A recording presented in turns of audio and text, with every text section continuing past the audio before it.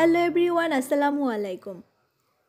ঘরে যদি থাকে খালি পানির বোতল আর একটা মাত্র আলু, তাহলে খুব সহজে আপনি আজকের এই মুচমুচে নাস্তাগুলো তৈরি করতে পারবেন। মজাদার এই চিপসগুলো বানানো যেমন সহজ, খেতেও হয় দারুণ মজার। আমি এখানে মিডিয়াম সাইজের একটা আলু নিয়েছি আর তারপরে আলুটাকে ভালো করে ভর্তা করে নিচ্ছি। আপনার যেভাবে সুবিধা হয় ওইভাবে আলুটাকে ভর্তা করে নিতে পারেন। এবার এর মধ্যে ঝালের জন্য দিচ্ছি চিলি ফ্লেক্স। আপনি চাইলে চিলি ফ্লেক্সের পরিবর্তে চিলি পাউডারও দিতে পারেন। 1/4 চা চামচ দিচ্ছি গরম মশলার গুঁড়ো, এর পরিবর্তে জিরা এবং ধনিয়ার গুঁড়া দিতে পারেন।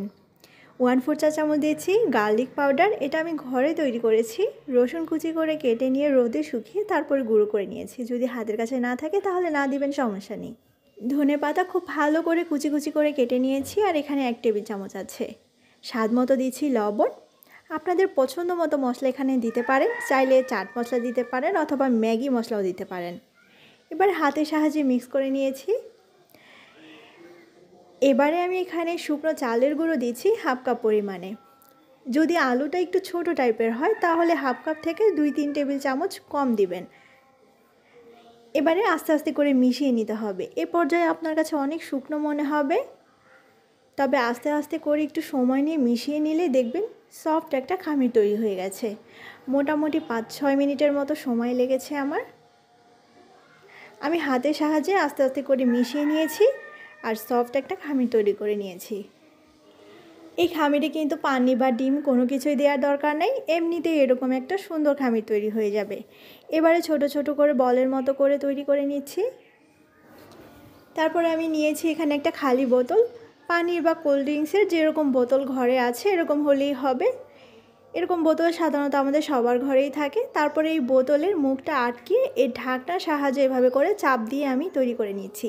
খুবই সহজ, 1 মিনিটেরও কিন্তু বেশি সময় লাগবে না। সবগুলি তৈরি করে নিলাম। এবারে ভাজতে চলে যাচ্ছি। চুলাতে আমি তেল বসিয়ে দিয়েছি, তেলটা খুব ভালো করে গরম করে নিব আগে।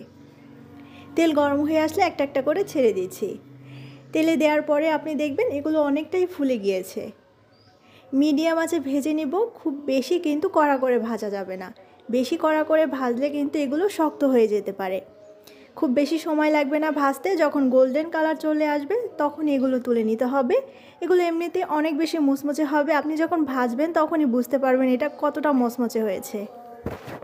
আশা করছি আজকের রেসিপি আপনাদের ভালো লেগেছে। এরকম একটা মুচমুচে নাস্তা কিন্তু বিকালের চায়ের সাথে একদম জমে যাবে। সবাই অনেক বেশি ভালো থাকবেন। আল্লাহ হাফেজ।